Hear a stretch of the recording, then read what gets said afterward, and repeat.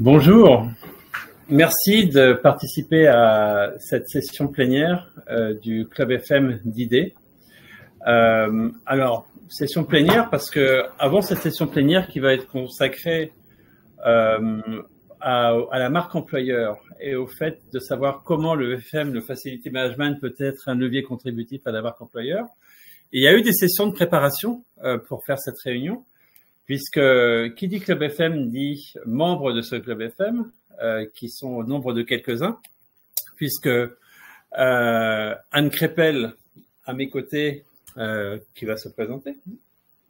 Donc effectivement, Anne Crépel, responsable environnement de travail chez Lacoste, pour notre HQ Monde et un site tertiaire situé à Troyes. Donc je suis en charge de tous les services et la technique qu'on peut proposer sur site et aux collaborateurs, de la sécurité, de la sûreté, mais aussi des animations et de différents sujets HSE. Voilà. En face de nous, Arnaud Lacotte. Bonjour à tous.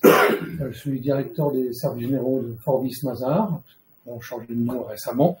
Je gère services généraux du siège qui fait 22 000 m² la Défense et également la partie RSE de mon périmètre, la partie immobilier et également j'accompagne les 40 bureaux en région. Okay. À tes côtés, Olivier Quintin. Olivier. Oui, bonjour. Donc moi, je suis directeur environnement de travail aujourd'hui de Technique d'énergie pour quelques jours encore. Je suis entre deux postes. J'ai œuvré dans différentes grandes maisons comme Schindler, Lefebvre-Sarru ou Allianz Trade. Et donc, j'ai en charge aujourd'hui le bâtiment Origine à la Défense de 52 000 m², 3 000 postes de travail et un certain nombre de sites français. Voilà. Alors, va nous rejoindre, mais elle devait terminer une réunion. C'est vrai qu'on a cette problématique du 3 septembre, reprise de l'école pour les enfants, reprise des bureaux souvent pour les plus grands, et qui mène à des réunions également de début de trimestre ou de reprise de rentrée. Donc, c'est le cas pour Hervé Schimmerling, donc il va nous rejoindre dès qu'il aura terminé sa réunion. Il nous l'a promis par SMS. Et puis, derrière la Tour Eiffel ou devant la Tour Eiffel, Monsieur Fatine, Samy, présentez-vous. Oui, bonjour à tous. Donc moi je suis Samy Fatine, je suis directeur général de la filiale Planon Field Services. Le nom a changé depuis peu et notamment la solution SunFM au sein du groupe Planon, éditeur donc de solutions de gestion de patrimoine immobilier orienté tertiaire bien évidemment, qui est très largement utilisé, je pense, par un grand nombre d'entre vous. Ok.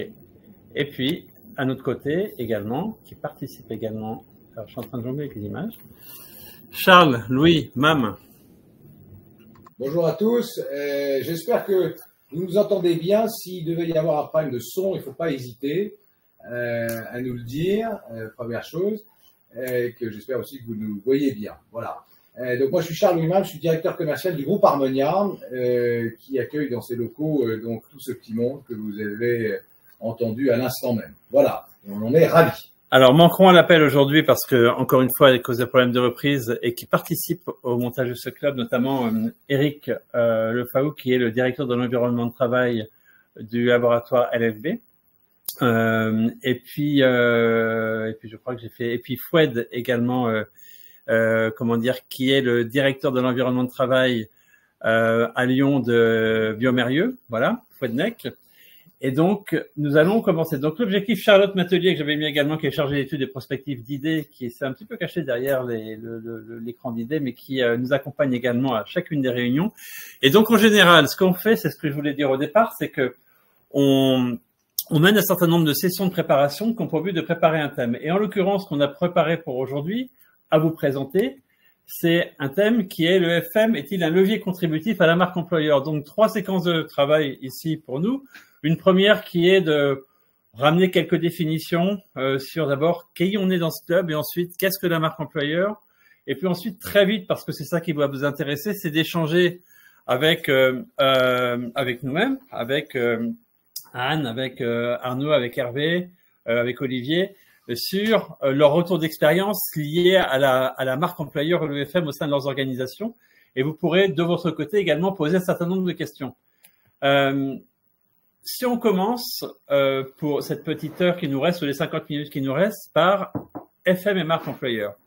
Alors, d'abord, on a pris un parti dans ce club qui est de qualifier ce qu'était que le FM. C'est important parce que on s'est dit, le FM, c'est pas simplement du FM intégré où on externalise tout et puis on confie tout à un prestataire simplement, mais que si on n'est pas dogmatique, il y a plein de modèles de FM, comme c'est dans le cas dans le monde anglo-saxon, qui est de dire que le facility management, c'est le fait de manager, de piloter les facilities, donc les lieux, les espaces, les services destinés aux collaborateurs. Donc, quel que soit le modèle de service, que vous ayez une empreinte forte en interne en termes de pilotage et un choix de prestataire qui soit allotti, ça veut dire par prestation. Par exemple, Charles ici présent, Charles Louis, qui a été historiquement habitué à commercialiser par exemple de l'accueil à l'ensemble de ses clients, puis Harmonia qui est venu vers d'autres prestations. Ou bundle, ça veut dire que dans ce cadre précis, je vais choisir des prestataires par corps de métier élargi, ça veut dire des grandes familles, multitechniques par exemple d'un côté, multiservices de l'autre, et puis je vais piloter cet ensemble-là. C'est ce que Olivier a choisi chez Technip Energy lorsque vous avez mis en place vos prestations de services à origine notamment. Anne a plutôt été vers le troisième modèle qui était le FM intégré. Hein? Voilà, donc on a un peu tous les modèles. Et puis Arnaud, il va pas dire parce que Under Secret. Oui, on va changer de modèle. Il invente un modèle. Voilà. Voilà, donc l'objectif c'est de se dire, voilà, nous, on regarde à peu près tous les modèles de FM. Ça c'est important parce que quand on va parler dans nos discussions futures. Et puis, ce qu'on veut dire également, c'est que le métier du pilote du FM, qui est le patron de l'environnement de travail, au cours des années, des décades, etc., son métier a vraiment évolué. Quand vous allez, ne serait-ce que sur un Google ou sur des outils d'IA, etc., dire quelle est l'évolution du métier du patron de l'environnement de travail aujourd'hui, quels sont ses verbatim, comment il s'appelait. Dans les années 70, c'était les moyens généraux. Avant, c'était encore d'autres choses. C'est venu vers services généraux. C'est ensuite allé vers d'autres verbatim. Il y a eu le patron du FM. Il y a eu maintenant le directeur de l'environnement de travail. Il y a maintenant le workplace management, etc. Donc, des verbatim qui souvent ont pour tendance à suivre l'évolution de ce métier. Et en l'occurrence, ce qu'on s'aperçoit aujourd'hui, c'est qu'il y a une globalisation des fonctions. Ça veut dire de quelque chose qui était je gère un immeuble et maintenant on gère souvent son immeuble, mais parfois de façon matricielle un ensemble d'immeubles sur un territoire de façon directe ou de façon matricielle, donc fonctionnelle. Donc ça peut être souvent le cas également. On va avoir des services étendus. Typiquement, années 70, on gère la propreté, on gère des métiers de la technique, on gère un peu de sécurité. Et de plus en plus, on va vers un ensemble de services qui vont être les services délivrés à l'employé, à l'individu. Et ça a véritablement un sens dans ce qu'on va dire ensuite sur la marque employeur. D'un pompier de service initial, c'est quelqu'un qui est devenu stratège d'ensemble sur un ensemble de métiers et de processus. Il a une responsabilité qu'il va partager, échanger avec d'autres corps de métier dans l'entreprise pour rendre son périmètre, associé aux autres périmètres de gestion de l'entreprise. Et sa hiérarchie a évolué et de reporter au directeur de l'établissement ou alors au directeur immobilier. De plus en plus, on voit des directeurs de l'environnement de travail qui reportent à la branche soit finance, soit RH.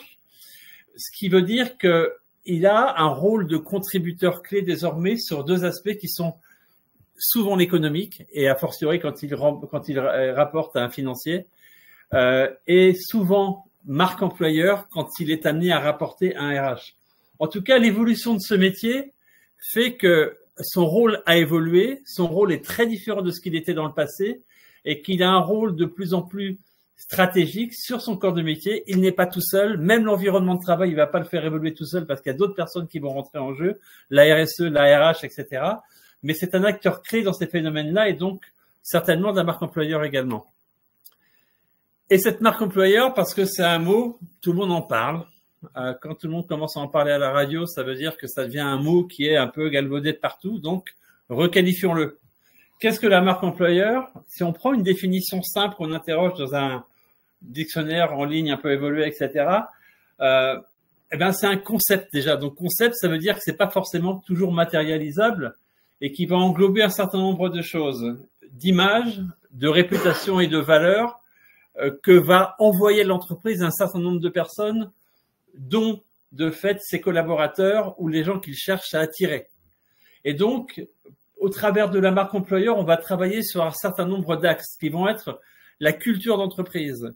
Pourquoi est-ce que un jeune collaborateur, un jeune diplômé va vouloir aller chez Mazars, par exemple? Ça, c'est important. Donc, qu'est-ce que Mazars va faire pour véhiculer une culture d'entreprise qui soit différenciante de ses concurrents? Quelle expérience employée? Donc, qu'est-ce que je propose à mon collaborateur sur le site sur lequel il va travailler ou chez lui, puisque maintenant il y a des environnements très hybrides, etc., de façon à ce qu'il ait envie de venir travailler dans l'entreprise. Réputation externe qui compte vraiment de plus en plus aujourd'hui pour l'entreprise et les notations qu'elle peut avoir à ce sujet-là. Sa stratégie de communication qu'elle va afficher, bien évidemment. Et chose importante, parce qu'on parle effectivement à des collaborateurs ou à des futurs collaborateurs, les engagements et la fidélité réciproque des employés vis-à-vis de l'entreprise et de l'entreprise vis-à-vis des employés. Et donc, si on en vient aux leviers de performance qui vont faire en sorte qu'on va pouvoir dégager une tendance ou dégager une façon d'apporter, de véhiculer une marque employeur pour une entreprise, encore une fois, j'ai la culture d'entreprise et les valeurs. Ça, c'est encore une fois important. Et c'est quelle reconnaissance je vais véhiculer au niveau de mes collaborateurs et comment est-ce qu'ils vont me le rendre également et comment eux-mêmes vont être mes ambassadeurs pour le véhiculer à l'extérieur. Tout ce qui est responsabilité sociale, sociétale des entreprises, au niveau de l'environnement, social, encore une fois, sociétal et de l'inclusion, de la diversité. Comment est-ce que ces valeurs, je vais les afficher? Si je prends une entreprise que nous, on connaît bien, alors j'avais oublié de me présenter tout à l'heure, donc Yannick Canezo, président de Panorama, et qui contribue à ID également, une société comme Sephora, par exemple, va afficher l'ensemble des objectifs de développement durable sur son site, notamment d'intégrité, notamment d'inclusion, de diversité dans tous les sens. Et c'est une valeur clé pour attirer ses collaborateurs et ses clients également. Et c'est ce qu'on va appeler la symétrie des attentions, qui est à la fois sur les collaborateurs et sur les clients. Et on véhicule les mêmes messages. C'est bien évidemment la qualité de vie au travail, conditions, équilibre et bien-être. Le talent management, donc, et ça, on pourra d'ailleurs commencer par Samy, parce qu'il regarde par terre, donc on va lui poser une question volontairement. Une société qui est dans l'édition de logiciels, comme la tienne, j'imagine que la notion d'intégration, de développement des compétences, de rétention des collaborateurs, c'est quelque chose d'important dans une société d'édition. Alors oui, pour le coup, effectivement, si on parle de Planon en tant qu'organisation elle-même qui effectivement se positionne sur un marché qui est très concurrentiel, en fait, on n'a pas le choix aujourd'hui pour attirer des talents et on sait que dans le domaine de l'IT et du développement logiciel, c'est extrêmement compétitif. Planon, c'est pas Microsoft ou Apple, donc ça veut dire que déjà, évidemment, c'est pas le rayonnement ne va pas être le même, on va pas avoir le même type de candidature spontanée que ce qu'on peut avoir quand on a un nom qui est extrêmement reconnu, très visible et sur les marchés. Donc ça veut dire que évidemment il y a une attention qui est portée tout particulièrement à pourquoi choisir Planon en tant qu'employeur. Et je dirais même plus, c'est pas tant en tant qu'employeur, c'est en tant que projet personnel pour développer sa carrière. Parce qu'aujourd'hui, je pense que c'est véritablement, à la première personne du singulier, la plupart du temps, que les choses s'opèrent. Hein. On rejoint une entreprise, non plus seulement pour travailler, mais surtout parce que cette entreprise va être un vecteur d'évolution personnelle et va venir rencontrer son propre projet de développement professionnel et même personnel. D'accord. Et si on fait, même avant de parler de FM, parce qu'on va parler de FM bien évidemment, mais pas que, par exemple, Anne, aujourd'hui, dans une société comme Lacoste, attirer des talents, les retenir, etc., ça passe également par un certain nombre de choses liées à l'intégration des talents et tout ça. C'est une chose importante. Oui, bien sûr. Mazar.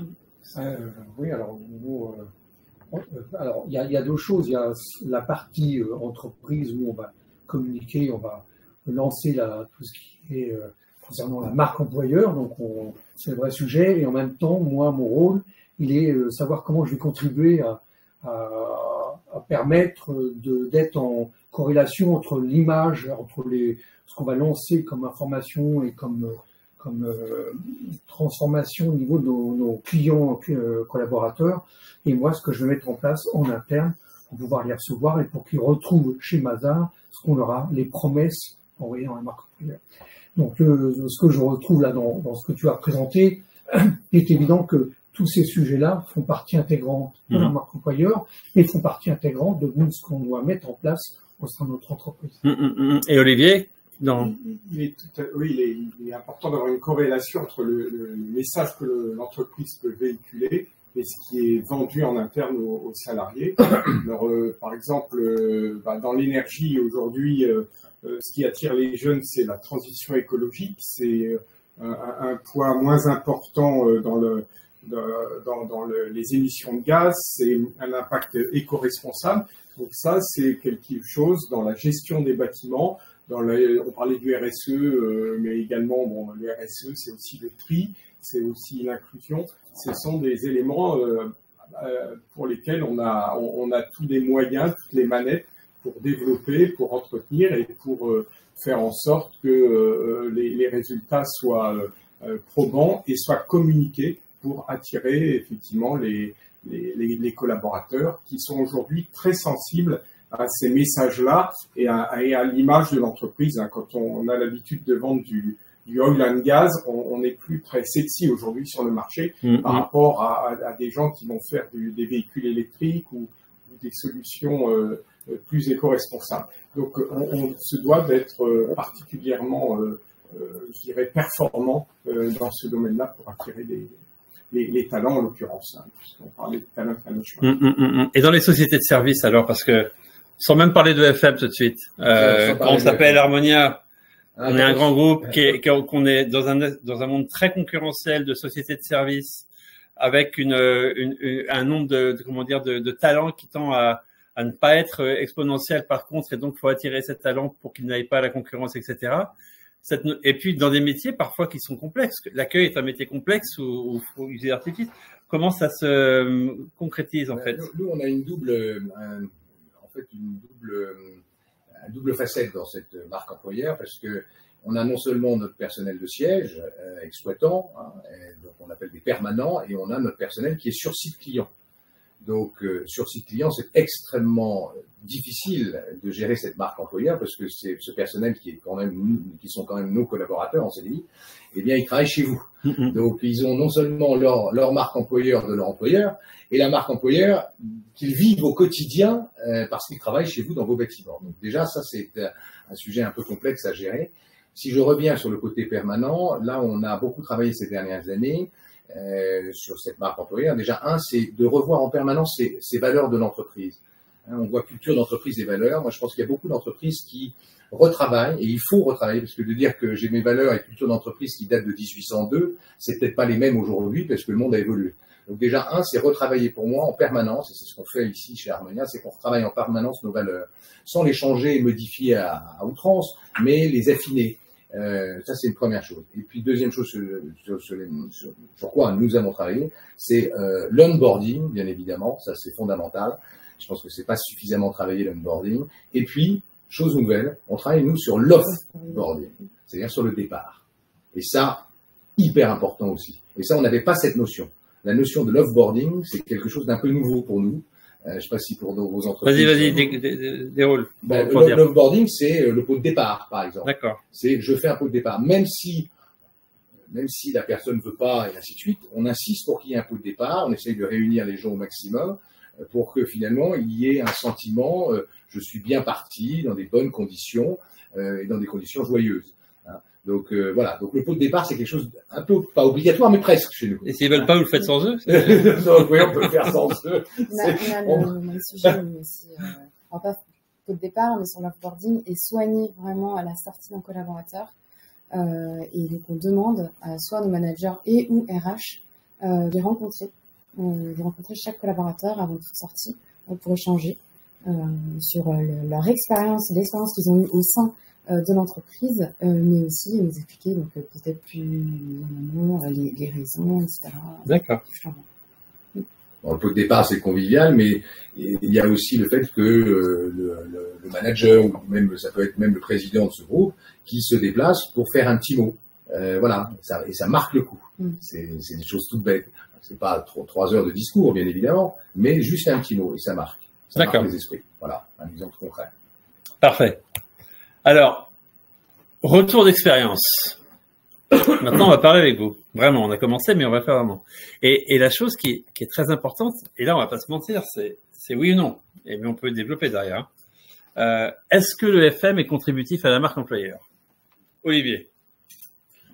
Indéniablement, la marque employeur, qui dit employeur dit employé. Hein, effectivement, nous, notre métier, on l'a vu, c'est de gérer un petit peu l'environnement de travail et donc l'environnement de vie des collaborateurs.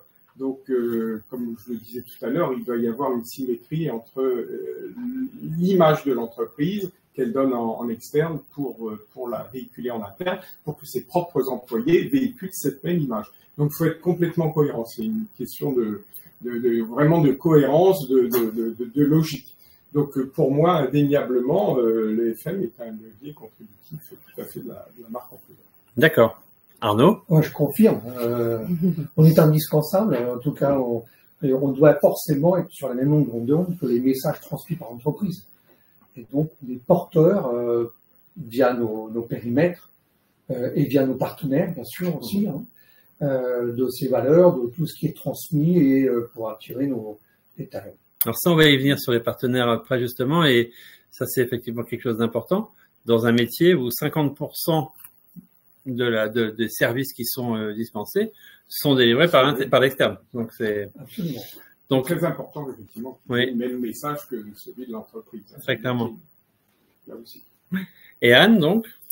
Oui, effectivement. Je pense que si on est là, c'est qu'on est tous d'accord avec ça. Et je pense qu'on vient concrétiser, en tout cas jusqu'à dans certains niveaux, les engagements pris effectivement par l'entreprise, que ce soit en termes de conditions de travail, d'environnement de travail, de qualité de vie au travail, mais aussi on parlait tout à l'heure de sujets tels que la RSE, où voilà, on contribue tous les jours, en tout cas, au périmètre que ça peut revêtir. Et puis, pas répéter ce qui a déjà été dit. Alors, et ça, on va reparler justement également de cette notion de comment on contribue, et justement, alors, aujourd'hui, quelle est la définition de la marque employeur au sein de votre entreprise? Est-ce qu'il y a quelque chose qui est acté? Est-ce qu'il y a une définition officielle? Est-ce qu'il y a des volets sur lesquels on vous demande de travailler? Est-ce que des objectifs précis où on vous dit ça c'est important de contribuer, etc. Comment ça se passe dans la vie de tous les jours en fait, ou dans les comités, dans les réunions où tout le monde se regroupe pour dire voilà on a des objectifs communs? Comment ça se passe en fait? Arnaud.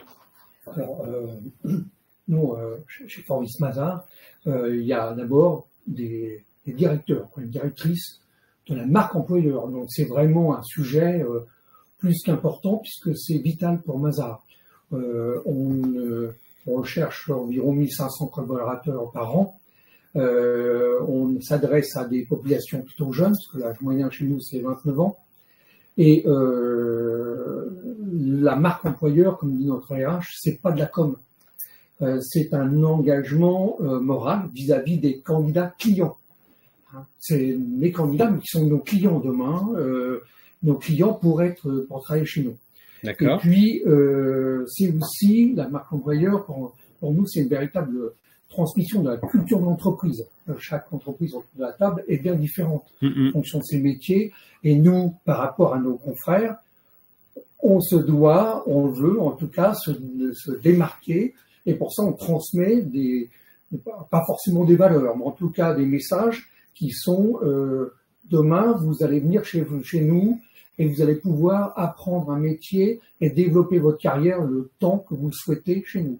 Et si vous voulez en partir, vous pouvez en partir, mais vous êtes libre, et vous êtes libre d'y rester ou d'en partir. Donc pour nous, le turnover qui existe dans nos boîtes d'audit, qui est de 25% par an, n'est pas nous attriste pas, il fait partie de l'environnement et du mode de travail. Et donc la marque employeur, on a un thème qui est faire un métier sérieux sans se prendre au sérieux.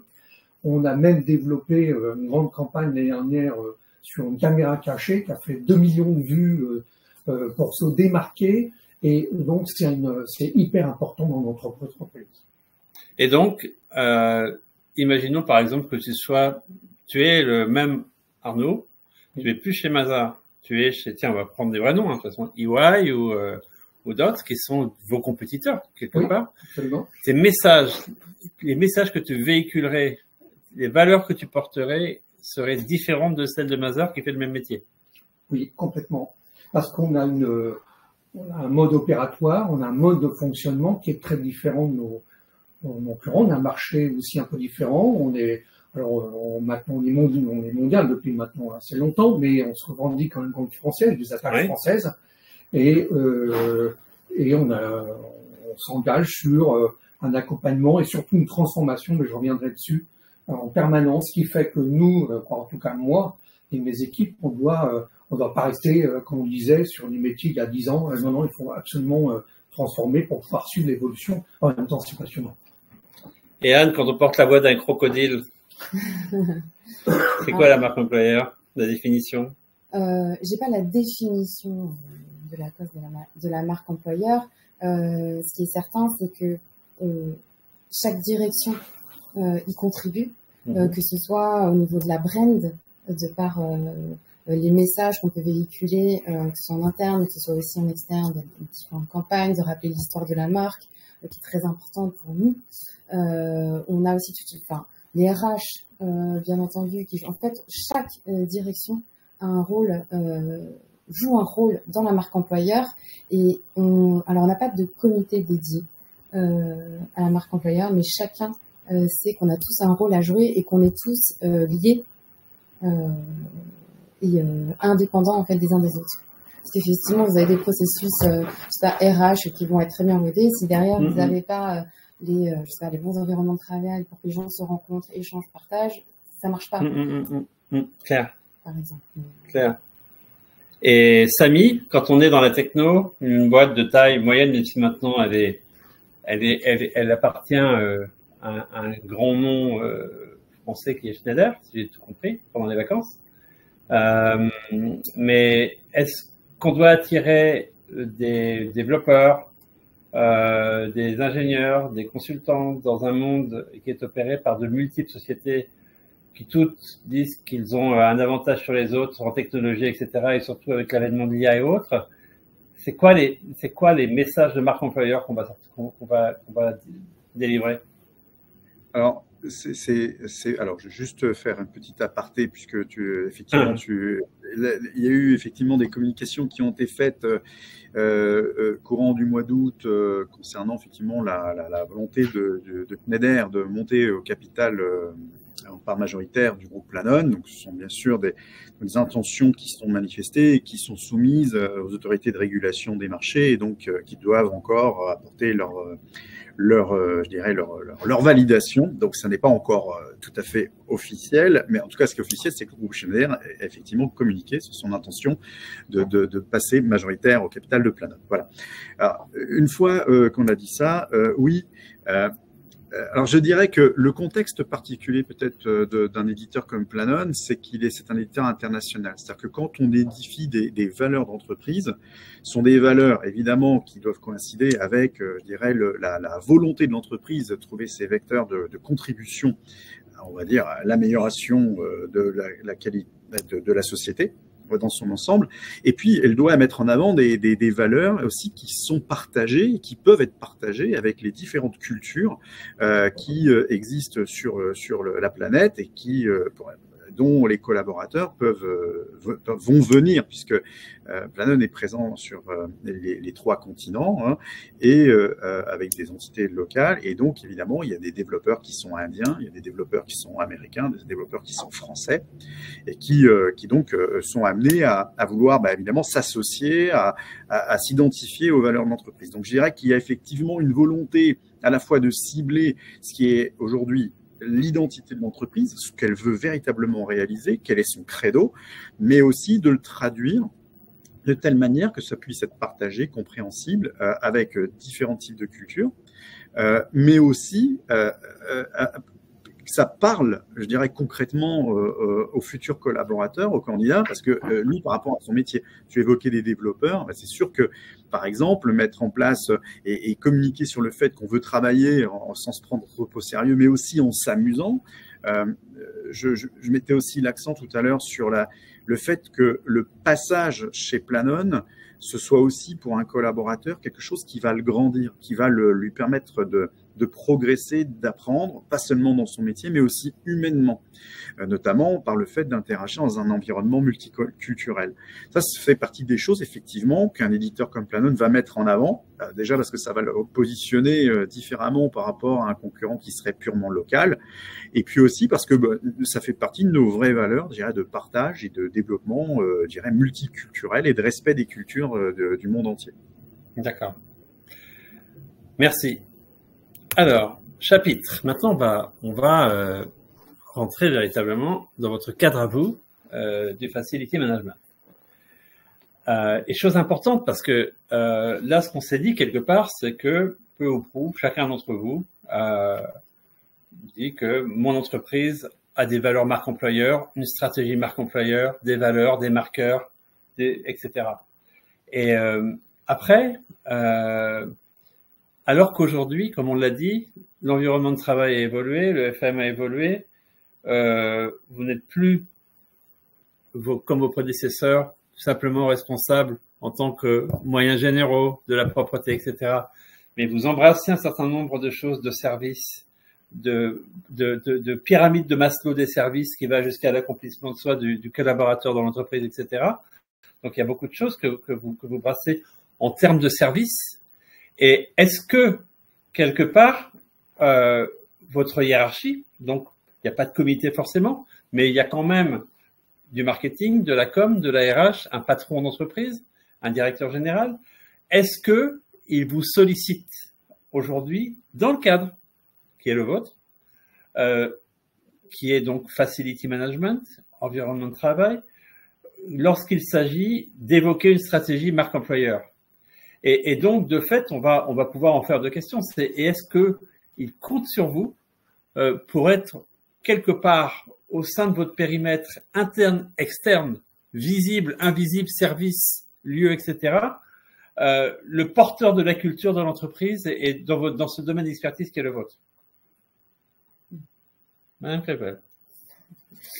Alors, je pense que déjà, à partir du moment où vous intégrez une entreprise et que vous décidez d'y rester, chacun est individuellement, censé être quelque part le relais de la culture d'entreprise. Et donc, bien sûr, nous, chacun dans son domaine, mais et donc d'incarner et promouvoir les valeurs de cette entreprise dans laquelle on travaille. Après, évidemment, toutes nos actions en fait, s'inscrivent dans ce cadre et on va proposer des services qui vont être plus orientés sur certaines valeurs ou sur certains aspects mis en avant dans le cadre des valeurs de l'entreprise, effectivement. D'accord. Initiative personnelle ou c'est vraiment, on vous dit, voilà, Anne Crépel, ça c'est votre précaré, c'est ton précaré, t'avances en parallèle avec la RH, etc., etc. Est-ce qu'il y a un plan comme ça?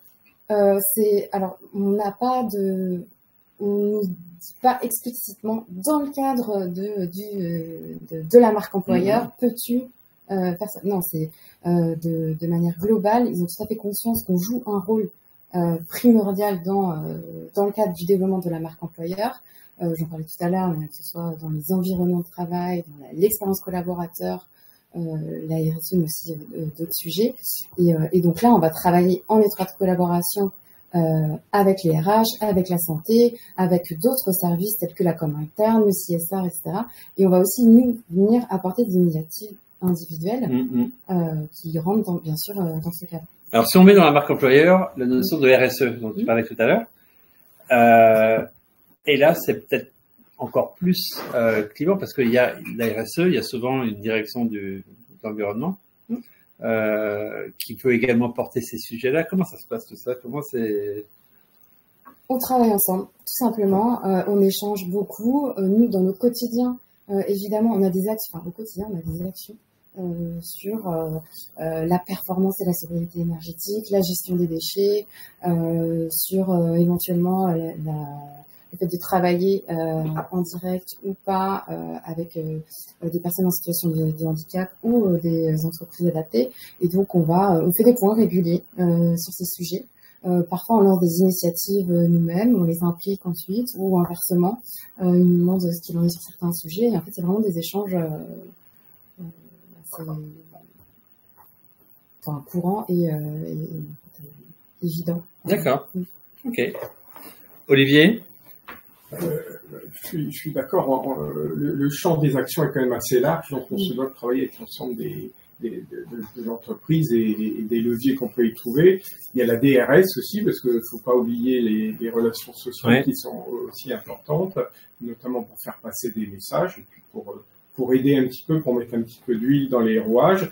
Il y a effectivement la DRH, bien sûr, et donc dans le cadre de la marque employeur de mon entreprise aujourd'hui, où on est plutôt sur le dépassement des limites, l'excellence et la transition écologique pour un monde plus vert, on va dire, on est clairement associé, on le disait tout à l'heure, pour les bâtiments, mais également pour l'ensemble des innovations qu'on peut être amené à mettre en place dans les DET, que ce soit les comptages, les aides aux collaborateurs, la QVT bien sûr, avec les services utilisateurs. Et là-dessus, j'ai pas non plus de feuille de route globale, sinon je dirais une vision générale, et toute contribution de la part des équipes de la DET sont les bienvenues. Alors bien sûr, on nous demande de réduire les consommations énergétiques, ça c'est clair, ou les émissions de gaz à effet de serre, mais dans le cadre de l'environnement normatif aussi, qui est très présent chez nous, toute initiative est la bienvenue. Voilà, donc là, et puis on travaille beaucoup avec la RSE, notamment, ce type d'équipe interne. Ok. Arnaud. Alors, moi, je suis pas sollicité directement. Je suis indirectement via les actions des jeunes collaborateurs, ou moins jeunes, qui arrivent chez nous et dont la mission est de tout le temps transformer nos métiers. Donc, moi, j'accompagne, je suis, mais j'ai pas de lien direct sur la marque employeur. Mais forcément, je suis informé au quotidien de ce qui se passe et de ce qu'on transmet comme message. Par contre, là, je dis oui, on a un vrai relais, comme ça a été dit, sur la culture d'entreprise, et de plusieurs manières. La première, c'est ce soir, on relaie notre culture d'entreprise. Donc, certains d'entre nous sont suivis par soit les RH, soit le directeur de la société. Mais donc, on transmet certaines choses dans l'entreprise. Et en faisant partie de clubs, d'associations, etc. Donc, on est le relais de cette marque employeur. Ensuite, moi, lorsque j'ai souvent des entretiens, des échanges avec des collaborateurs chez nous, qui viennent me voir pour des sujets qui touchent à mon périmètre, dans le cadre de leurs activités de conseil, voire d'audit, immobilier ou serviciel, etc. Donc, je vois l'évolution de la marque employeur, et en même temps, moi, je suis le vrai relais pour transmettre des valeurs. On a beaucoup parlé tout à l'heure on a parlé de RSE. C'est justement, moi j'ai la chance de beaucoup m'en occuper chez moi, et je transmets ça et on débat sur ces sujets-là. Donc il y a l'aspect extérieur et il y a l'aspect interne au sein de l'entreprise. D'accord. Alors, on va passer à une autre question qui est assez sympathique. Et Arnaud, tu vas continuer. Si jamais on n'était pas là, nous, les patrons du FM, qu'est-ce qui se passerait dans ce domaine de la marque employeur? Et ensuite, on abordera la deuxième question qui peut être abordée cette fois-ci de façon différenciée. Mais donc, commençons par ça. Demain, il n'y a plus de DET. Qu'est-ce qui se passe? Où est la carence pour la marque employeur?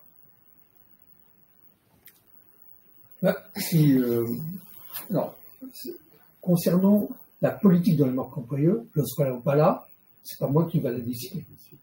Ok. Donc, il se passe rien, ce vue-là. Par contre, pour l'application des éléments de notre marque employeur, là, on a un vrai rôle. Et si on n'est pas là demain, ça va partir en cacahuète. Trois exemples. Après, c'est pas forcément la personne qui est importante. Et on sait très bien que de plus en plus, certaines choses peuvent être diluées par rapport à certains postes. N'empêche que je pense qu'on a une vraie valeur ajoutée.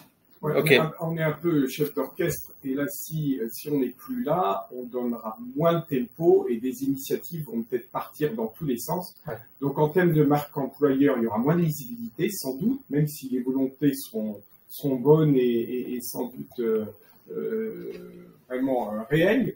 Mais je pense qu'il y aura moins de cohésion, moins de cohérence, et ça sera beaucoup moins lisible en interne, bien sûr, et puis en externe. Donc, nous, on coordonne, hein, voilà, je dis chef d'orchestre, mais on est un coordinateur de tout ça, et en interne des initiatives qu'on peut prendre, et dans la gestion de nos prestataires qui nous aident à gérer nos domaines d'activité, nos scopes. Si on prend un ou deux services, pas mettre trois d'ailleurs, ou un chacun, tiens, ce serait pas mal ça. Des services que vous délivrez, et qui contribuent, à la marque employeur dans le terme attraction-rétention, dans le terme image que l'entreprise veut développer, etc., et qui ne serait pas bien assuré si jamais votre fonction n'était pas présente dans ces domaines-là. Quel service on peut parler?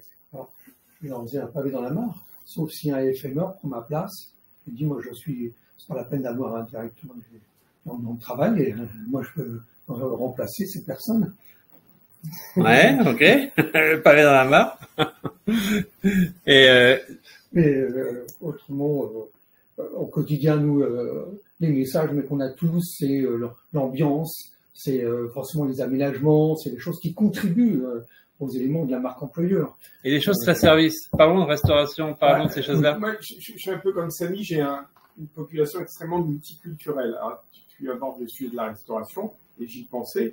J'ai des liens très forts avec le restaurateur, parce que moi j'ai des demandes et on fait des sondages régulièrement où on épluche un petit peu les demandes des collaborateurs. Et quand on est dans un environnement multiculturel, nous on est là justement pour, avec le prestataire, analyser et apporter les meilleures réponses. Et si on n'est plus là, le prestataire qui s'appelle X mais qui travaille chez moi, chez toi ou chez Lacoste, demain, il n'aura pas la vision que nous, on a de l'entreprise. Donc, nous, on est un petit peu le garde-fou. Et je pense qu'il est important qu'on soit là, parce qu'encore une fois, sinon, on va pas répondre, les prestataires ne sauront pas répondre, ou la cohésion générale ne sauront pas répondre aux demandes des collaborateurs et de la direction dans le cadre de la marque employeur. Et moi, je voudrais ajouter un point, c'est hyper important de transmettre notre culture d'entreprise lorsqu'on a un prestataire qui va arriver chez nous. S'il n'a pas la culture d'entreprise, il va rater sa mission et ça va servir à l'échec. Il tapera à côté, ouais, il tapera à côté, parce qu'on travaille tous avec des philosophies différentes, même si on a le même sens en général, mais voilà, il y a des petites approches différentes. Et ça peut être déviant, effectivement, de ne pas lui donner les règles du jeu. Ouais, les clés. Et c'est ce qui apparaît d'ailleurs aujourd'hui pratiquement dans 100% des cahiers des charges que nous sommes amenés à recevoir, où, en introduction, l'entreprise non seulement se présente, mais aussi présente et insiste sur ses valeurs de l'entreprise. Ce qui n'existait pas encore il y a 10 ans, hein, quand on recevait des appels d'offres, quels qu'ils soient, hein, quels qu'ils soient. Là, c'est vraiment marqué. C'est pratiquement 100%. Hein, c'est très très important pour répondre, parce qu'on oriente notre réponse en fonction de ça. Et si on venait même, moi ça m'est arrivé une fois dans ma vie en 30 ans de carrière, où l'expression de la valeur de l'entreprise qui était dans ce cahier des charges me convenait pas et je n'ai pas répondu. Voilà, mais une fois. Et là, j'ai dit non. Moi, vous avez des valeurs qui ne peuvent pas convenir aux valeurs de mon entreprise. Voilà. Une fois en 30 ans. Mais j'ai quand même fait le pas. Hein. C'est comme l'autre exemple qui est de dire, dans nos métiers aussi, j'ai vu ça à plusieurs reprises peu, ce qu'on appelle les enchères inversées aussi. Ça fait, voilà. Pour certaines entreprises, peut-être qu'il y en a en visio ou autour de cette table qui pratiquent ce genre de choses. Moi, quand on achète de la prestation humaine, il est impensable de faire des enchères inversées. Ce ne sont pas dans mes valeurs. Donc je dis non. Merci, au revoir. Voilà, on n'achète pas des cartons. On va y venir. Hein, voilà. Anne, un service important de la DET, du FM. Je pense tout simplement dans notre quotidien et de manière générale, on tend à essayer en tout cas d'enrichir l'offre de service. Si on n'a pas cette vision, ce recul sur justement ce qu'attendent nos collaborateurs, ce que l'entreprise également souhaite véhiculer, et qu'on n'a pas ce recul, même vous laisser un prestataire seul, ça peut arriver. Je pense que ça fonctionne pas s'il n'a pas en face de lui. Alors, ce sera pas une organisation miroir, mais à minima quelqu'un pour le driver, le piloter, l'aiguiller. C'est une obligation. Ouais. Et je pense que sans ça, ça marche pas. Et donc, on resterait peut-être plus dans des services un peu plus basiques et plus communs, et donc moins adaptés et moins, comment dire, avec moins de granularité liée à l'entreprise elle-même. Et si on prend du basique, justement, est-ce que le nettoyage, le chaud, le froid, la technique, est-ce que ça contribue à la marque employeur? Vraiment. Oui.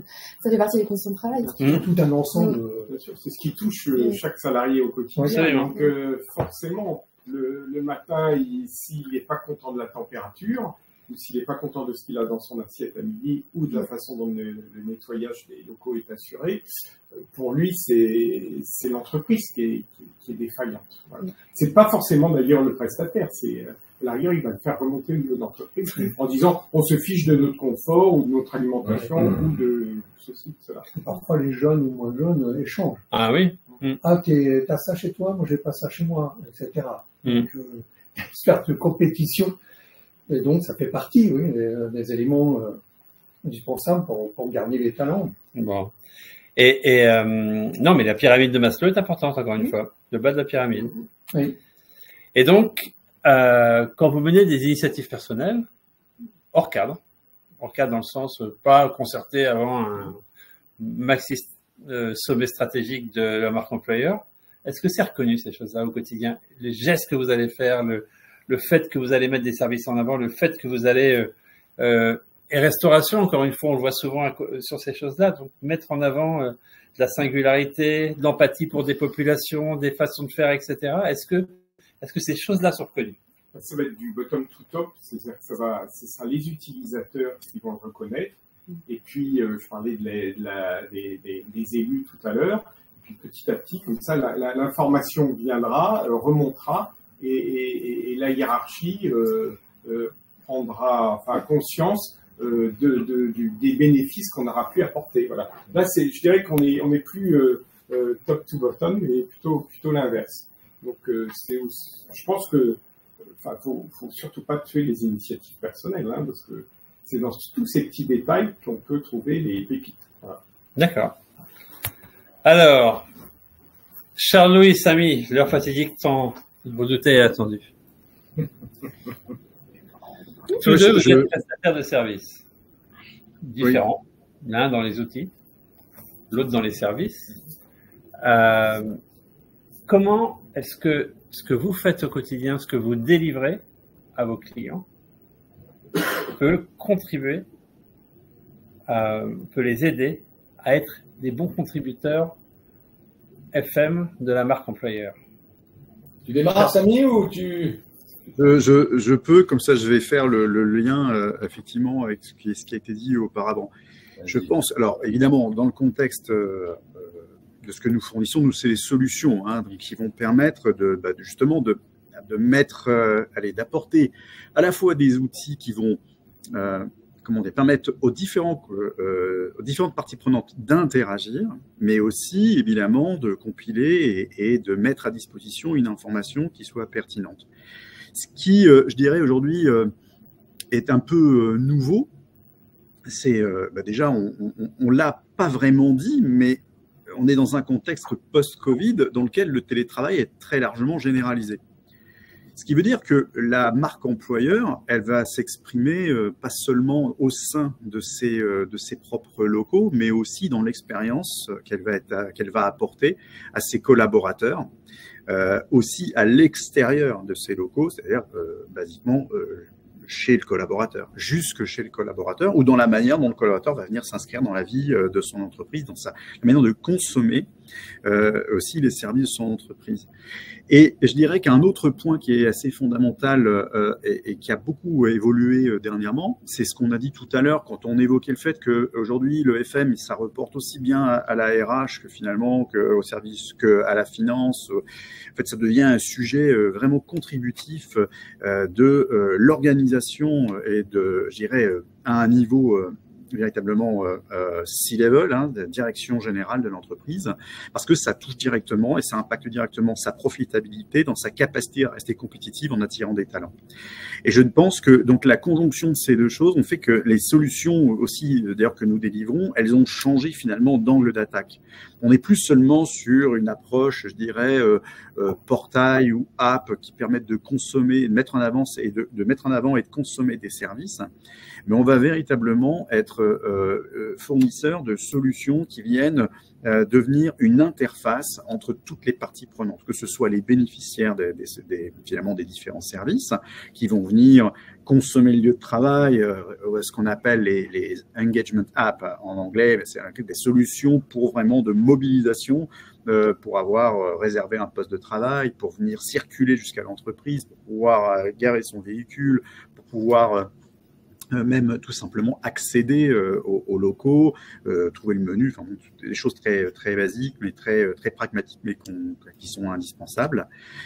Mais ça, c'est plus seulement ça. C'est véritablement être capable aussi de presque de protéger l'entreprise, l'organisation par rapport à ses engagements pris. Parce qu'avoir une marque employeur, c'est effectivement véhiculer un certain nombre de valeurs, mais aussi prendre un certain nombre d'engagements. Et ces engagements, il faut être capable de les mesurer.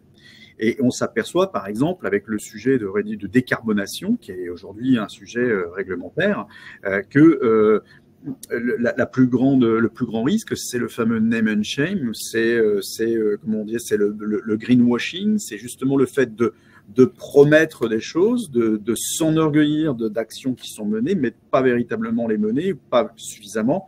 Et donc, il est indispensable de pouvoir quantifier les actions qui sont menées, aussi bien dans les projets qui sont identifiés et qui doivent être menés, que les résultats qui sont obtenus. Et en fait, ça c'est véritablement, je dirais, un grand élément de changement dans les solutions que nous, on est amené à déployer. L'intégration des sujets décarbonisation, gestion des énergies, gestion des travaux, parce qu'évidemment, une fois qu'on a réduit les consommations, il va falloir faire des travaux, comment le collaborateur intervient, comment la lumière va être gérée, comment on s'assure que pour répondre aux enjeux de décarbonation, le collaborateur il n'a pas froid, comment il est capable d'interagir. Tout ça, c'est des choses que, évidemment, nous, aujourd'hui, on propose. Et puis, je viens de dire, et surtout, et pas seulement, c'est que pour garantir que cette information, elle est à la fois fiable, et pas seulement fiable parce qu'on veut avoir de l'information de suivi, mais fiable parce qu'on va prendre des engagements vis-à-vis du régulateur sur les résultats qu'on a obtenus, eh bien, l'idée, c'est de permettre à toutes les parties prenantes de collaborer au sein de la même solution. Qu'on soit la direction générale, un bénéficiaire, ou bien un prestataire de service, on va venir contribuer fait, avec ces informations, ces processus métiers, à l'enrichissement d'une base de données d'informations qui va elle-même pouvoir être utilisée par les directions générales, des deux côtés d'ailleurs, hein, que ce soit direction générale ou prestataire. Merci. On va justement le prestataire en question. Qu'est-ce qu'il en pense? Comment est-ce qu'il contribue, lui? Le prestataire de FM que nous sommes chez Harmonia, je vous ai dit tout à l'heure que j'avais à peu près 30 ans de métier. Moi, j'ai, comme toi, hein, on a vraiment... Non, pas toi, peut-être pas. C'est vrai, pardon, excuse-moi, Yannick. On a vraiment vu une évolution dans ces métiers. Alors, sur quoi? C'est vrai qu'au-delà du premier rôle du FM, qui est de maintenir et d'entretenir un bâtiment, hein, qui est le métier de base, hein, il y a deux dimensions, moi je trouve. Voilà. Une dimension qui est arrivée là dernièrement sur le marché, c'est on nous demande, à nous FMeurs, de nous occuper de vos collaborateurs, ce qui n'était pas le cas. Je prends l'exemple de l'accueil, on demandait de s'occuper des visiteurs. Mais on n'a jamais demandé à une société d'accueil de s'occuper des collaborateurs en interne. Et maintenant, c'est le contraire. C'est pas le contraire, mais on nous demande d'agir à ce niveau-là. Donc, finalement, dans tous nos métiers, que ce soit par exemple aussi la propreté, le travail de jour, c'est de reconnaître la personne qui est là de jour et d'échanger avec le collaborateur. C'est-à-dire que le collaborateur va voir la personne qui vient faire le ménage dans son bâtiment et d'échanger, et ainsi de suite, et de se connaître. Chose complètement étonnante qui n'existait pas auparavant. Donc, il y a une dimension, cette dimension de s'occuper du collaborateur n'existait pas auparavant dans le monde du FM. Et il y a deux dimensions là-dedans, et je vais peut-être prendre un mot que tout le monde connaît aujourd'hui, mais qui n'a pas été cité ce soir, je m'étonnais d'ailleurs, c'est la dimension de l'hospitality. Voilà. Qui est un nouveau terme. Alors chacun a sa définition de l'hospitality, mais pour nous, dans le FM, quand je définis cette hospitality, c'est de dire, on nous demande, à nous FMeurs, de proposer des services nouveaux, d'être un géo du Club Med, de proposer des animations, de proposer de la conciergerie, de même participer à l'onboarding. Ça nous est arrivé, ça nous arrive aujourd'hui, de participer à l'onboarding de vos collaborateurs. C'est-à-dire que la visite des locaux, par exemple, hein, d'aller chercher son badge chez le géo du Club Med, l'hospitality manager, qui est là et qui va s'occuper de votre collaborateur à son arrivée, pour lui dire, ben voilà le restaurant, voilà comment ça se passe, je vous donne votre badge, et ainsi de suite. Et c'est même plus le manager, le manager direct de la personne, de l'employé qui y arrive, qui va faire cette démarche. C'est nous, le FMeur. Donc là, on y contribue beaucoup à la marque employeur, parce que si on se plante, surtout dans le premier jour, hein, vous voyez. Donc, c'est comme on parlait de l'offboarding tout à l'heure, la même chose. On devient même une société d'événementiel, c'est-à-dire qu'on va organiser les pots de départ. On va demander à l'hospitality manager de préparer le pot de départ, d'aller chercher un traiteur, de s'occuper, ce qui n'est pas du tout le métier d'origine du FMeur. Hein. Donc ça, c'est une première dimension que j'appelle la dimension de l'hospitality qui n'existait pas. Et puis, autre dimension aussi importante, c'est la dimension que j'appelle de l'anticipation de l'irritant, ou de la gestion de l'irritant. Et c'est à nous, FMeur, d'aller, avec vous bien évidemment, d'aller organiser des réunions avec les différents départements de votre entreprise, toutes les semaines ou tous les mois, d'aller voir peut-être le pool d'assistantes et aller demander qu'est-ce qui vous irrite, vous, dans le quotidien de l'entreprise, pour qu'on puisse nous traiter exactement tous ces irritants. Bon, voilà. Et puis, tout dernièrement, on va encore plus loin dans la démarche. On a fait une enquête chez un de nos clients qui nous a demandé une chose incroyable, c'est qu'on soit la centrale d'information pour ses collaborateurs. Alors, quand je parle de centrale d'information, c'est pas de dire ou le parking, la gestion de la salle de réunion et ainsi de suite. C'est pas du tout ça. C'est de dire j'ai un problème avec ma fiche de paye. Moi, je suis collaborateur de Lacoste. J'ai un problème avec ma fiche de paye. Aujourd'hui, votre collaborateur, il paye la paye. Et ben demain matin, il pourrait appeler le FME qui va lui trouver la réponse. À combien de jours j'ai le droit de RTT? Eh bien, le FME, l'hospitality manager, ou tout ce qu'on veut, hein, tous les termes qu'on peut prendre, eh bien, va être amené à répondre au collaborateur sur tous les pans de vie qu'il a au sein de l'entreprise. Considérable. Pour moi, c'est du jamais vu. Je ne sais pas si vous avez confié à votre hospitality manager, si vous en avez dans votre entreprise, le fait de répondre à votre collaborateur sur sa fiche de paye. Pas encore. Hein, mais ça pourrait être le cas un jour. Voilà. Bon. Et donc, par tous ces exemples assez concrets, je pense que le FM contribue très fortement à la marque employeur dans le fait qu'il gère la vie au quotidien du collaborateur avec ces exemples que je viens de vous donner. Voilà. Compris. Vous acquiescez? Oui, simplement, c'est vrai, moi je n'ai pas cité le mot hospitalité, alors que Dieu sait, ça fait partie de notre grande transformation pour le futur site. Et là, je vous rejoins par rapport à ce que vous venez de dire, où on va demander à nos FME de s'inclure et d'accompagner nos collaborateurs beaucoup plus que ça ne l'est aujourd'hui. Mais je ne vais pas parler de ça parce que c'est en fait c'est la deuxième phase de la marque employeur. En fait. Oui. Voilà. Mais je suis d'accord avec ce que vous venez de dire. Alors, il nous reste 2 minutes, 3 minutes. On va synthétiser. On va terminer avec vous trois, essentiellement. Et on va pouvoir mixer les deux questions rapidement. Arnaud. Les deux questions. Ouais. Je me permets j'ai mis sur papier. Alors, la première, c'est assez facile. Moi, mon grand plan d'action, c'est le futur siège. Maintenant, on approche. Dans 8 mois, c'est à Levallois-Perret. Donc, on va y amener toutes les transformations, les nouvelles idées, et entre autres, toute la partie hospitalité, comme ça a été dit à l'instant. Donc, c'est le grand challenge pour moi et mes équipes. Et aussi, en même temps, un mode différent de gestion de la DET. Et puis, pour les top 5, alors, je vais faire assez rapide, c'est accompagner la transformation continuelle de notre entreprise, parce que là, c'est vraiment chez nous, c'est constamment en formation, en transformation, surtout dans les métiers qui demain, qui aujourd'hui changent avec l'intelligence artificielle, permettent à toutes les nouvelles générations de trouver physiquement ce que nous leur proposons en termes d'ambiance, d'innovation et de mode collaboratif poussé chez Forbis Mazars. Assurer l'image spécifique assumée dans notre entreprise proposée aux talents. Et enfin, piloter nos partenaires dans le cadre de notre culture d'entreprise.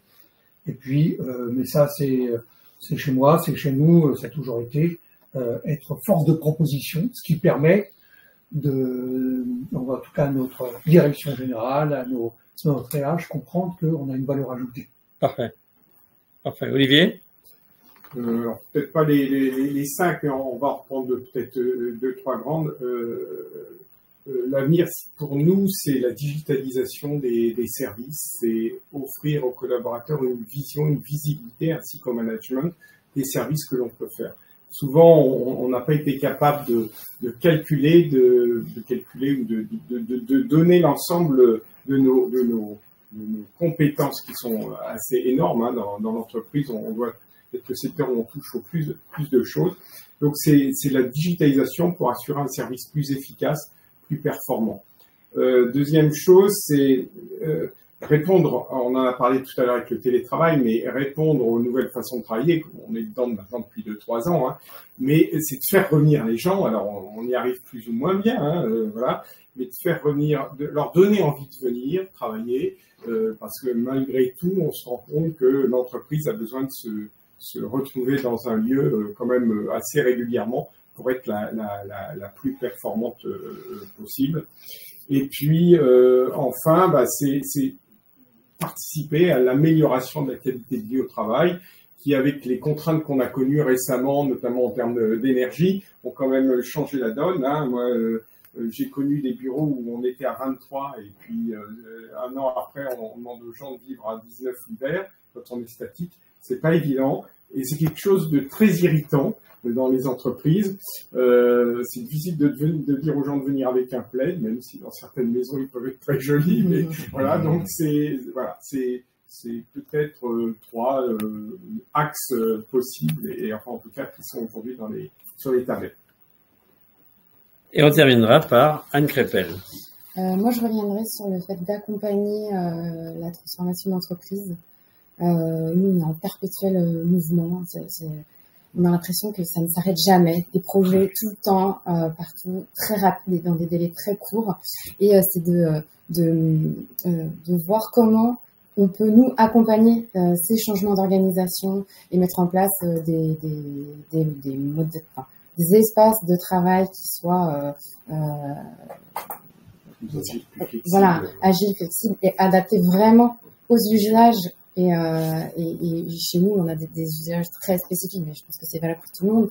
Mais on a des fonctions de support qu'on retrouve partout, mais aussi voilà des équipes produits, studio design qui n'ont pas du tout les mêmes besoins, que ce soit en termes d'aménagement, d'usage, même tout simplement d'éclairage.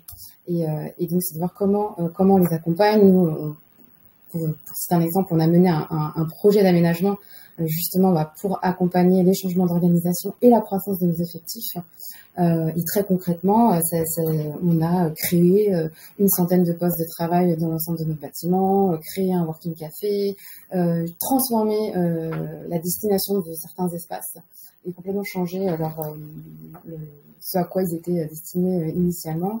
On a aussi créé des places supplémentaires pour les vélos, trottinettes, des bornes de recharge casiers de recharge pour ces équipements, des bornes de recharge pour les véhicules électriques. Et donc c'est suivre aussi ces changements et les orientations sociétales et environnementales, on en parlait tout à l'heure, en s'appliquant au quotidien à suivre déjà aussi basiquement la réglementation et faire en sorte d'anticiper aussi les changements de réglementation, les différents décrets qui peuvent sortir. On n'a pas beaucoup parlé, mais on a beaucoup d'aspects